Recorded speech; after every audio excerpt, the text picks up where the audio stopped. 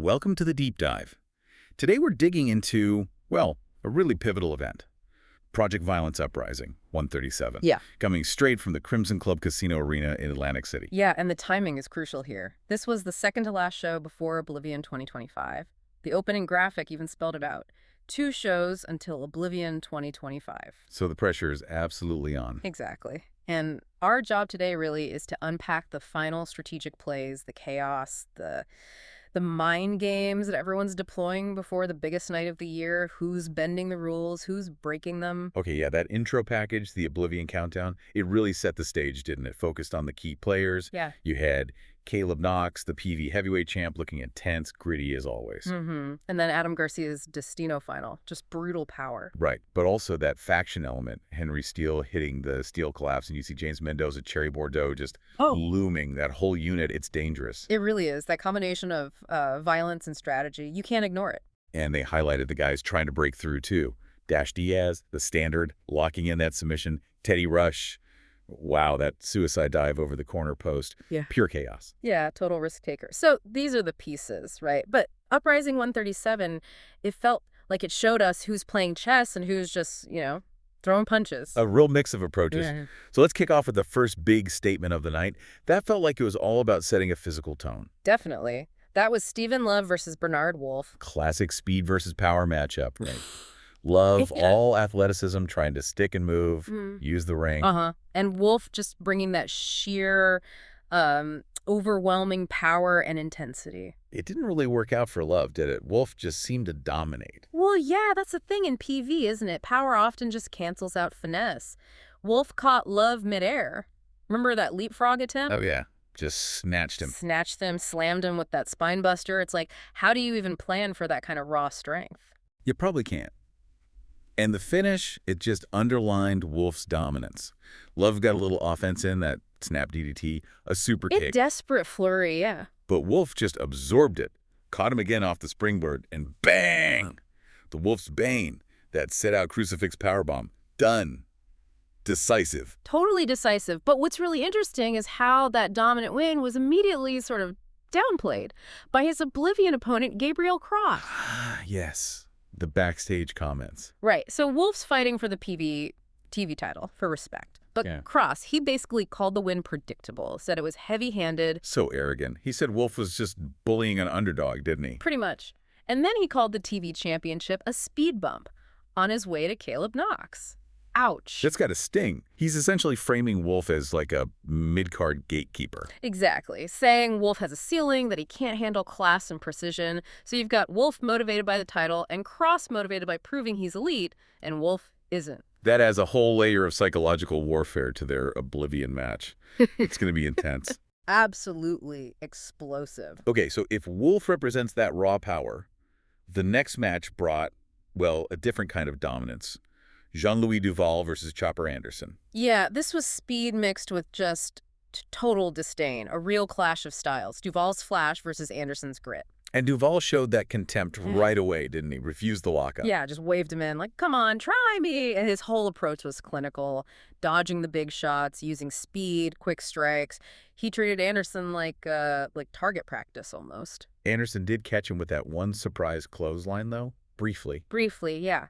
But Duval recovered instantly, hit that thrust kick, yelled something in French, probably not very nice. Probably not. And then delivered the aesthetic, that corkscrew brainbuster, just lights out. And the pin, 1 foot on the chest, just pure arrogance. Total arrogance. And then pointing straight up at the heavyweight championship banner, his message couldn't be clearer. He wants Knox. He thinks he's next. That victory, that statement, it directly led to a pretty huge development backstage, right, with Teddy Rush. Oh, absolutely. Rush, feeling like he's being overlooked, despite his talent. Yeah, he marched right into Commissioner Von Drake's office. Sounded pretty determined. He was. He knows he's kind of stuck. So he demanded a real challenge. Something to prove he deserves a big spot in Oblivion. He figured beating someone like Duval, who's on a hot streak, was his only way up. And Von Drake, probably just wanting to deal with one less headache. Probably. He gave Rush exactly what he wanted, but with massive stakes attached. Right. Next week, the final Uprising before the pay-per-view. Teddy Rush versus Jean-Louis Duval. 1-on-1. And it's sink or swim. Win, And Rush gets that guaranteed Oblivion spot. He's in the conversation. Lose. And he's right back where he started. Maybe worse. After seeing how sharp Duval looked against Anderson, that is a massive ask for Rush. Biggest match of his career, easily. No question. Huge gamble. Okay, so we've seen power with Wolf, arrogance with Duval. What about the sneakier side of things? Deceit, manipulation, that seemed to be a running theme too, especially on the championships. It really was. And it's interesting how we saw both the threat of it and the actual execution of it. How so? Well, first, you had Dutch Ramirez. He's challenging Midas for the TV title at Oblivion, right? And everyone knows Midas has Kachiru in his corner. The strategist, notorious for, let's say, indirect tactics. Exactly. Misdirection, distractions, setting things up. Ramirez acknowledged her. He knows he has to deal with the possibility of her schemes. But he kind of brushed it off, didn't he? Yeah, he seemed focused on just winning clean. Said he'd rely on the Ramirez driver, win straight down the middle, basically planning to power through any potential interference. So that's preparing for the threat. Now contrast that with what happened live in the Henry Steele versus Brandon Snyder match. Oh, okay. With Steele's manager, Cherry Bordeaux. Right. Steele's a powerhouse anyway, but Snyder was actually doing pretty well, frustrating him with reversals. Welling his own. Exactly. Until Bordeaux stepped in. And this wasn't subtle. No, it really wasn't. She waited till the ref was looking away, slid near the apron, yanked off the turnbuckle pad, boom, exposed Steele, then she's gone before the ref even turns back. Textbook. And Steele knew exactly what to do. He hit that superplex, but angled it so Snyder's head smacked right into the exposed Steele on the way down. Nasty. Snyder was out of it after that. Easy pickings for the Steele collapse powerbomb. Clean win on paper, but totally manufactured. So Ramirez is planning for potential tricks, while Snyder got taken out by actual blatant sabotage. Precisely. It shows you, heading into Oblivion, just being aware isn't enough. You have to anticipate the specific methods these factions will use. It's a whole other level of preparation needed. Which leads us perfectly into the main event, and maybe the most calculated, rule-bending moment of the entire night. PV heavyweight champion Caleb Knox, non-title match against Rex Stone. Yeah, and Stone, you know, the fan favorite, he fought incredibly well. He had Knox in trouble. He really did. That springboard crossbody, the frog splash, those were convincing near falls. Knox looked genuinely rattled for a minute there. Oh, he did. But, well, he's champion for a reason. He finds ways to win, even when he's vulnerable, even if it means crossing lines. And this seemed like a pretty clear line crossed. The replay confirmed it, didn't it? Oh, absolutely. As Stone came charging in, Knox did something. Well, sneaky, he reached into his trunks. Right, pulled out that small, concealed steel plate. Looked like it was taped inside his waistband. Placed it over his fist just for a second. Delivered that knockout blow right to Stone's temple. Stone went down like a sack of bricks. And then Knox just dropped the plate back into his trunks before the ref turned around. It was so fast. So fast, so smooth. And that's the key. This wasn't like grabbing a chair in desperation. This felt practiced, calculated, using a concealed object, striking, hiding the evidence, all in one fluid motion while the ref was momentarily distracted. Johnny Kaus on commentary tried to play it off his ring awareness. Yeah. But Zach Brindle was having none of it. He was furious, called Knox a disgrace, said he used a foreign object. And Brindle was right. The replay showed it clear as day. Knox cheated to protect his reign, to stop a rising challenger cold.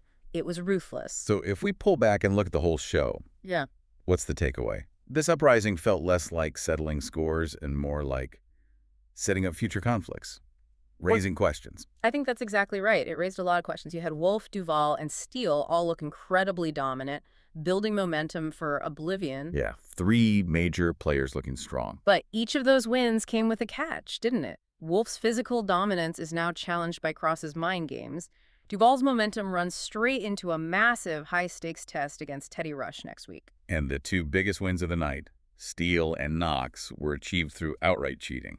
Strategic, calculated cheating. Yeah. So looking ahead, the stakes are just massive now. Rush versus Duval next week is suddenly a potential career changer, and almost every title match at Oblivion seems to hinge not just on who's stronger, but who's smarter, or maybe just sneakier. It really puts things in perspective. So for you listening, think about this.